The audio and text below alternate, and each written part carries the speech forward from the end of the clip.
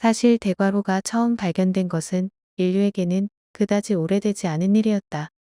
발견 당시 특이하게도 대괄호는 태양처럼 빛나는 보통의 항성이 아니었다.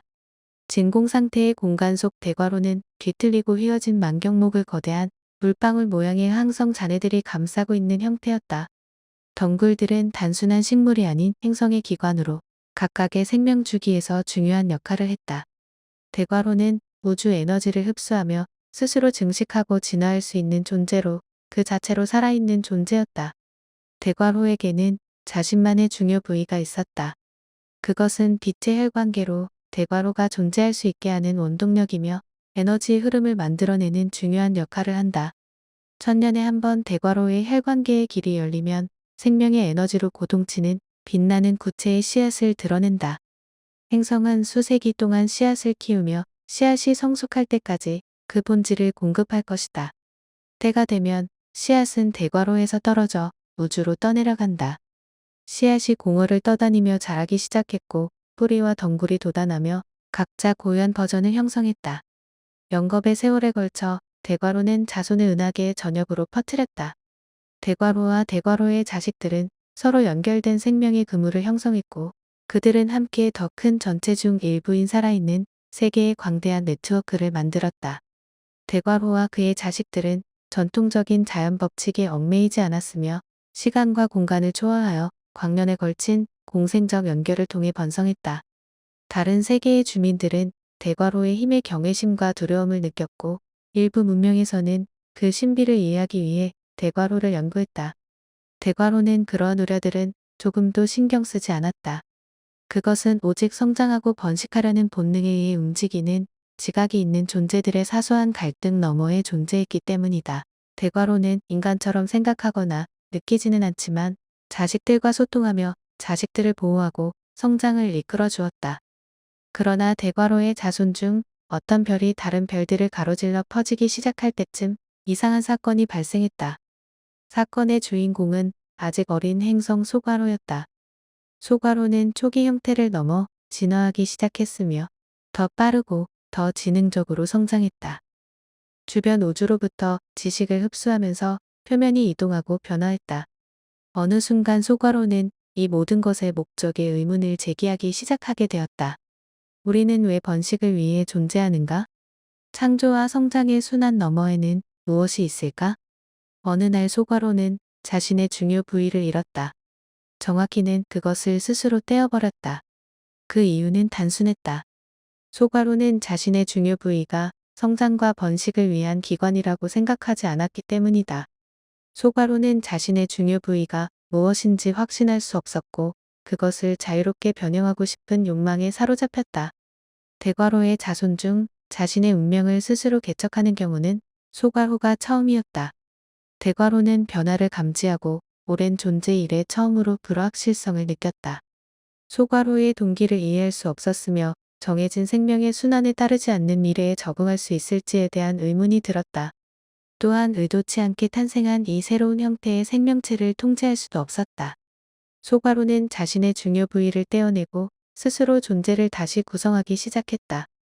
그것을 떼어내면 더 자유롭고 창조적인 힘을 얻을 것이라고 믿었지만 뜯어낸 순간부터 더 큰 혼란에 빠져들었다.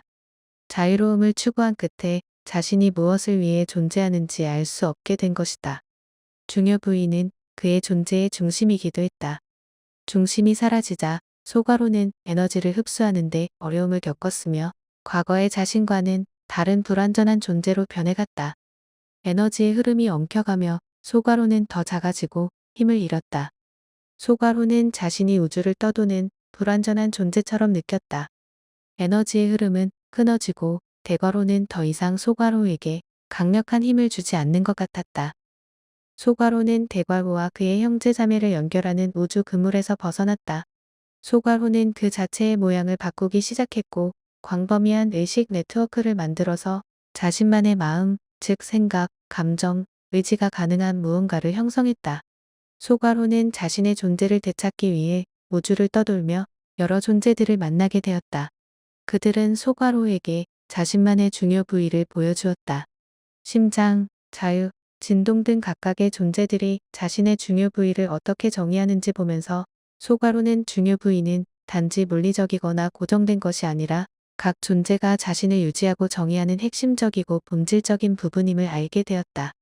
또한 소괄호는 우주를 떠도는 수많은 존재들이 각자 다른 중요 부위를 가짐을 이해했다. 그러나 여전히 소괄호는 자신의 중요 부위가 무엇인지는 모르고 있었다. 내가 잃은 것은 무엇일까? 심장일까 자유일까? 아니면 내가 스스로 존재하는 방식일까? 소괄호는 점점 더 혼란스러워졌다. 자신이 무엇을 잃었는지, 그 무엇이 진정으로 중요한지에 대한 답을 찾지 못했다. 소괄호는 결국 자신의 중요 부위를 되찾겠다는 결심을 했다. 하지만 그 중요 부위는 과거 자신의 것과 똑같을 수 없었다.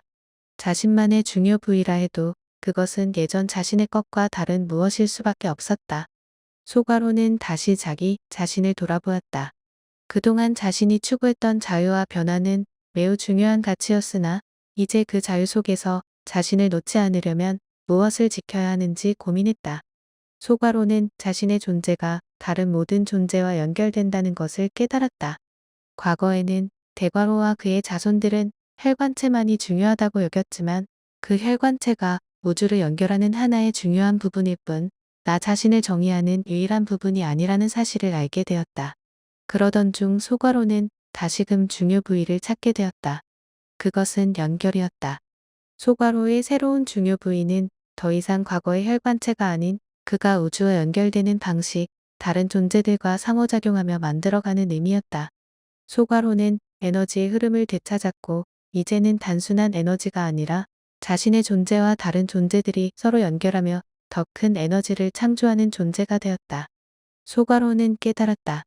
중요 부위는 절대 고정된 것이 아니라 각 존재들이 살아가는 방식에 따라 달라진다는 사실을 대괄호가 느꼈던 혈관체의 중요성도 다른 행성들이 가진 심장, 진동, 중심의 중요성도 모두 각각의 존재에 따라 그 의미가 달라질 수 있다는 것을 알게 되었다.